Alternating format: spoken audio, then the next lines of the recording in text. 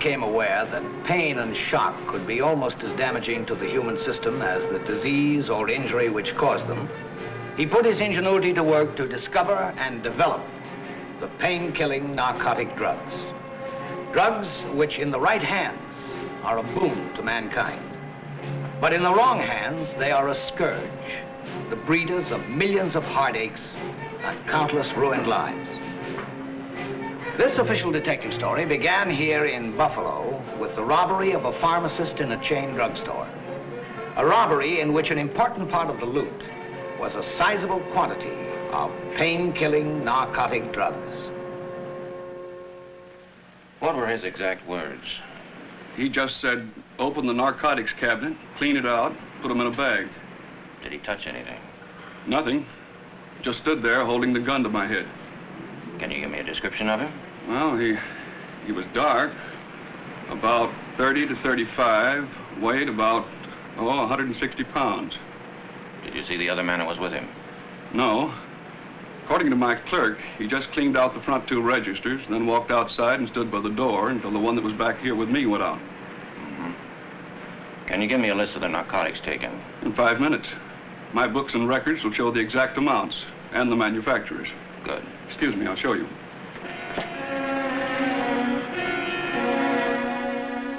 This is the first narcotics robbery we've had in over a year. I don't like the looks of it. Narcotic thieves always breed trouble. How much stuff did they get?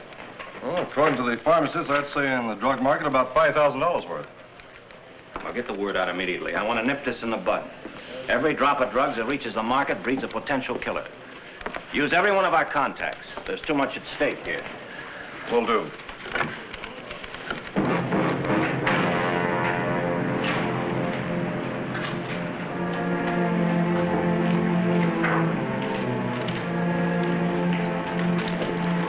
I'll be with you in a minute, sir.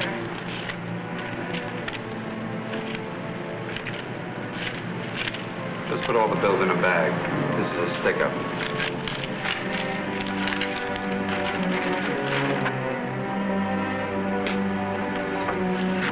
Open the narcotics case and put the narcotics in a bag. But I don't have a key.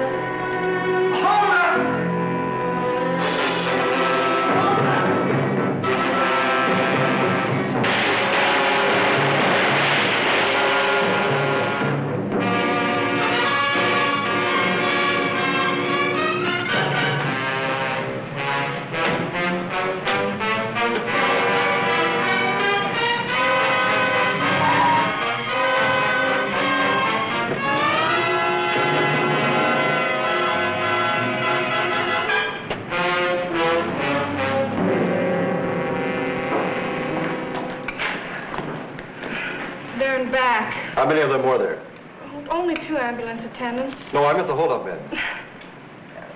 2. Did they get any cash? Roughly, I'd say around $300.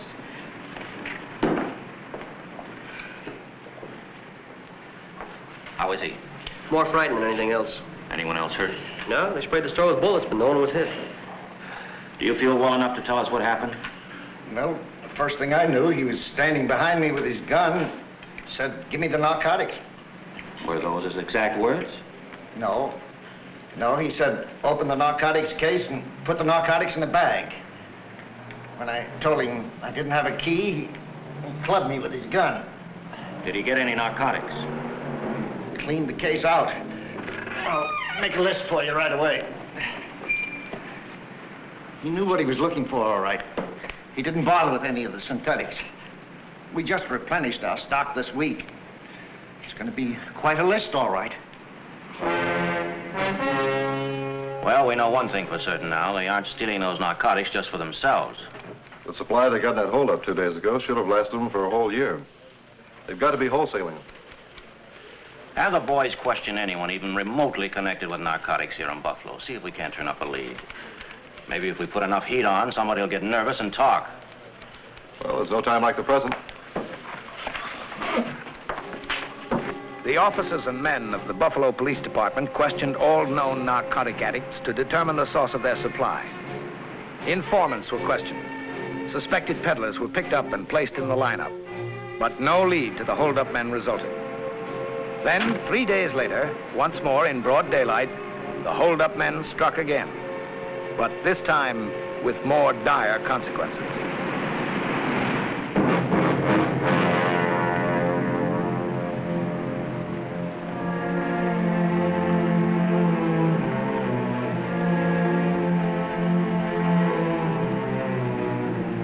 Yes, sir. What'll it be? Well, let's see. I need some razor blade, shaving soap, hair tonic, and give me a bottle of cologne. Well, this particular brand is very good.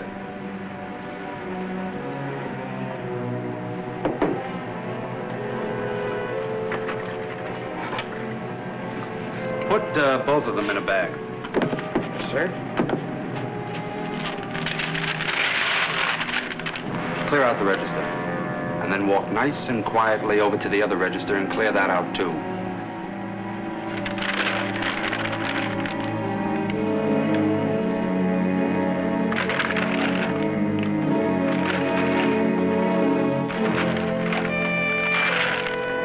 Now get down on the floor. One peep out of you and I'll blow your head off.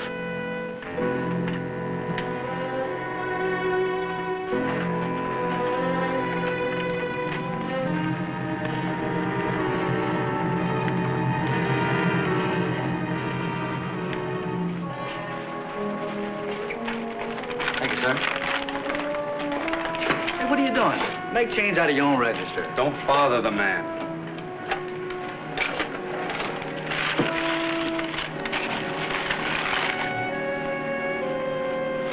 Come on, let's go.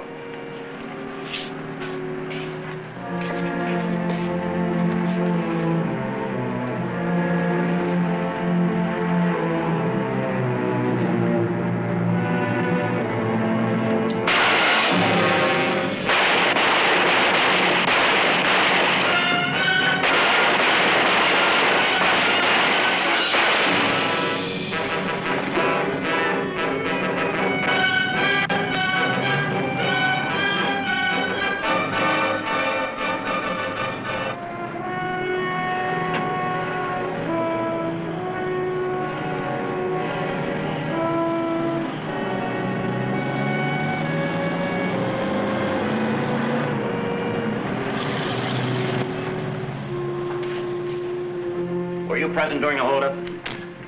Yes, sir. I was. Can you give me a description? Well, there were two men. One of them was short, dark. He had a mustache. He weighed about 165 pounds. He went in the rear and took the narcotic supply. The one that held me up was a little taller. He was around 30. Both men wore hats. You know how big the narcotic supply was? Our chief pharmacist is making the inventory now. It's quite large. Mr. Anderson, our supervisor, always warned us about resisting holdup men. With all these drugstore holdups, Tom just took it upon himself to bring his own gun down here. Now he's dead. One of our customers is shot up.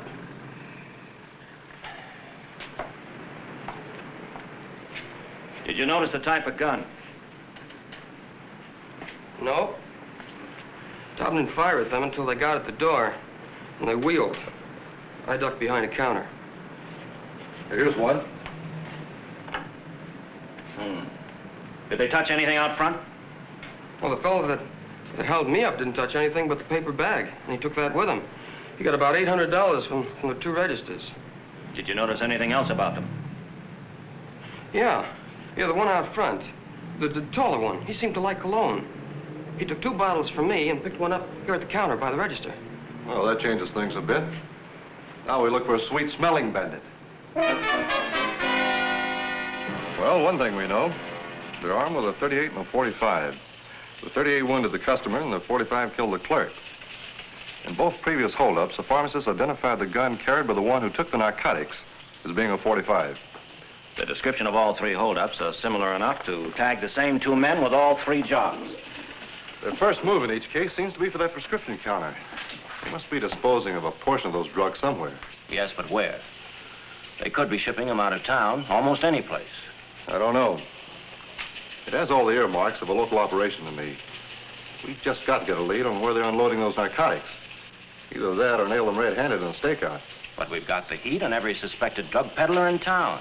The boys aren't giving them a minute's rest. The only thing to do is to cancel all leads and put every available man on stakeout in every major drugstore in the city. Detective Allworth. It's Petey Snyder. You remember me? Yeah, Petey. They picked me up on the corner of 6th and Oak. I got a little tip for you on those drugstore holdups. That was Petey Snyder. Yeah?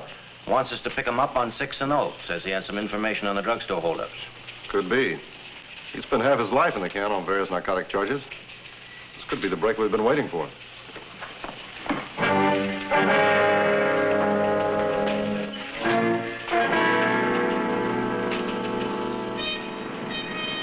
Come on, Petey. You've been horsing around for 15 minutes. Are you going to spill it or aren't you? You know I come up for trial next month on a violation of the narcotics code. I know all about it. Yeah, well, I'm going to need some help.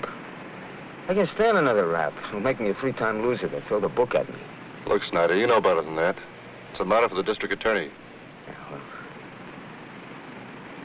I'm going to gamble with you guys. I'll give you the information. Then if you nail them, I'll expect you guys to talk to the district attorney for me. Fix it so it'll give me a little break, so I won't have to go away for the rest of my life, huh? That's up to you, Petey. We'll do the best we can, but I'm not promising you anything.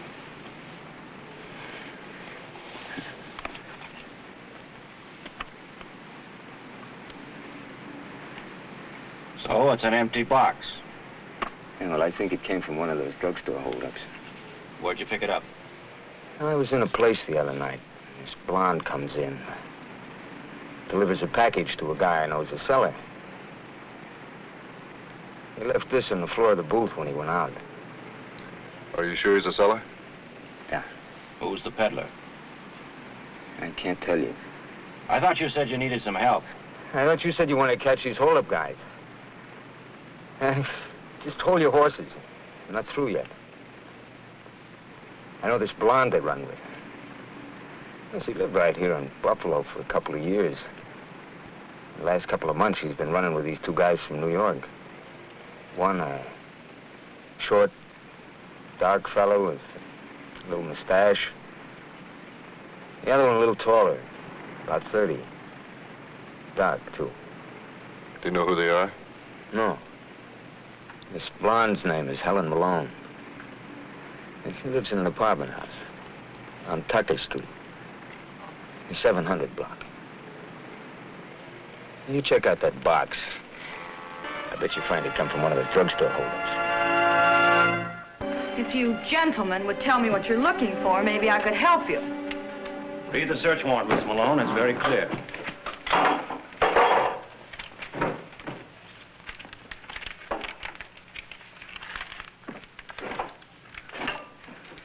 You're wasting your time. You won't find anything here. Look, I'm telling you the truth. If you're smart, Miss Malone, you'll start giving us a little cooperation. Anything to help a couple of pals. We're interested in a couple of boyfriends of yours. Who? I'm quite popular. Got lots of boyfriends. Well, let's play 20 questions. The one I'm interested in is short, dark, wears a mustache. Fellow he pals around with is a little taller, dark, about 30. One of them carries a .45, the other a .38. Their occupation is holding up drugstores. Have you got the correct answer? You kill me. No, I think the killing bit is more descriptive of your boyfriend. All right, Miss Malone, get your purse and coat. We're going downtown for further investigation.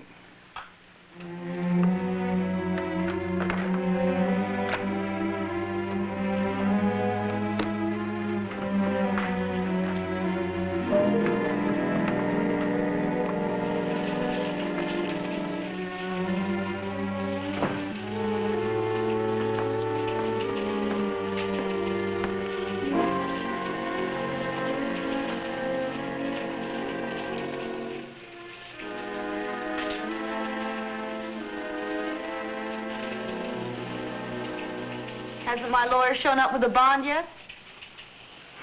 He called. Well, isn't he going to bail me out? He can't raise the bail. What do you mean he can't raise the bail? What is the bail? 20,000. 20,000? I didn't kill anyone. What am I booked on? No, you didn't kill anybody, but we think your boyfriend did. You're being booked on suspicion of violation of the Narcotics Act. Can he get the bail reduced? Court isn't in session on Saturday and Sunday. He'll undoubtedly make a request for reduction of bail Monday. Why pick on me? Miss Malone, you told the turnkey that you wanted to talk to me about something. There's nothing your lawyer can do till court convenes on Monday. Now, do you want to start giving us some cooperation? No. Copper.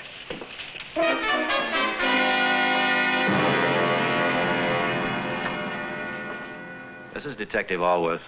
Let me talk to Sergeant Adams. Adams. Yeah, I'm withdrawing the charges. You can turn her loose. Yeah, immediately. Clark and I will tail her personally. Do you think it'll work? I think so. When the boys went through that room again, they picked up a cache of this stuff from the drugstores. She'll try to warn them the minute she finds it's gone. Hope you're right. If she runs true to form, she'll run, not walk to those two boyfriends of hers. What excuse can she use other than a pinch to explain the loss of the stuff?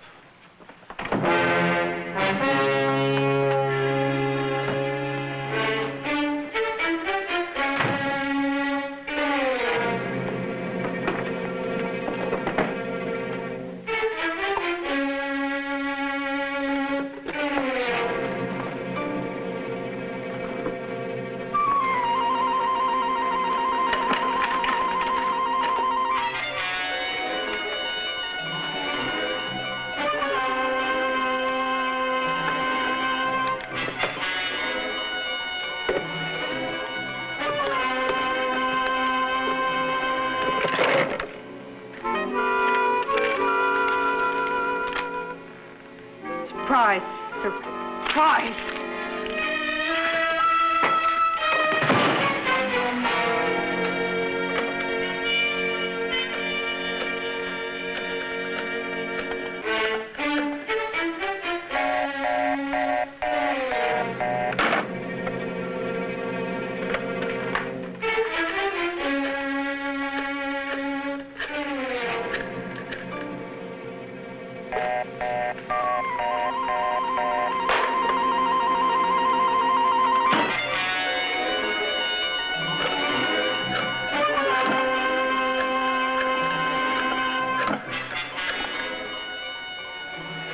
Send a cab to 726 Tucker Street.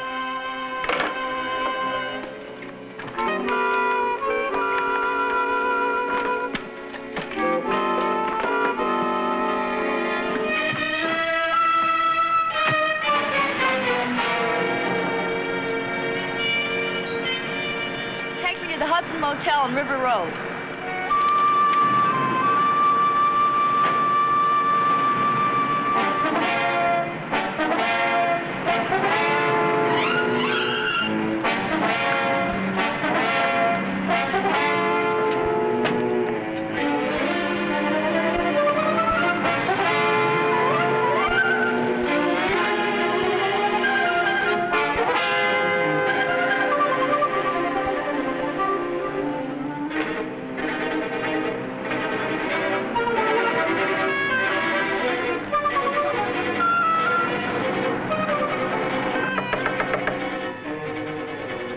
Hurry, it's Helen.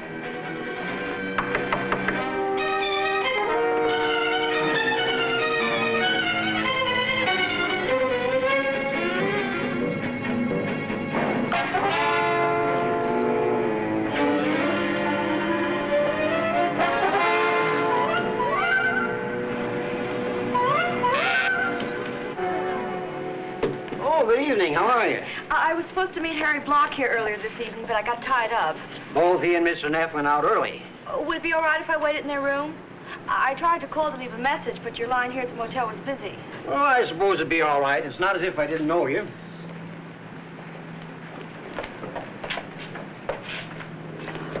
Oh! What happened to her? I'll explain later. She's just had a little shock. Did she just ask you to admit her to someone's room? Why, yes. I'm Detective Alworth. This is my partner, Detective Clark. Would you mind telling me who occupies that room? No, Harry Block and Richard Neff. They've been here for about 3 months. I've seen the young lady here a half a dozen times. She's a personal friend of theirs. That's the only reason I was going to allow her to wait in the room. I suggest you hang out the no vacancy sign. I think we're going to be rather busy around here tonight. I'll get a car down to take her in, also call in for some assistance on the stakeout.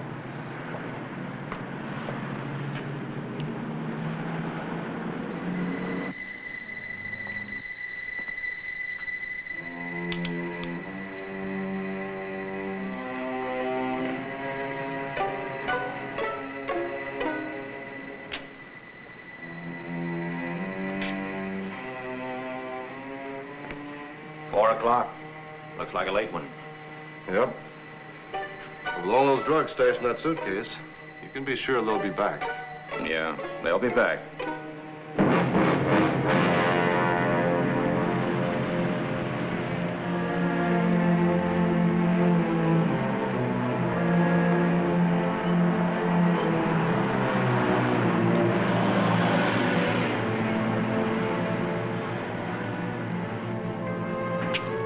Vacancy signs up. The old man must be cleaning up with this place. Yeah, cleaning up. The no talent guys make all the money.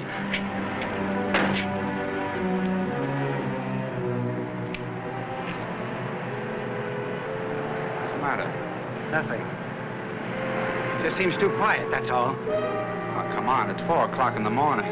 What do you expect, people dancing in the street? Come on, let's hit the hay.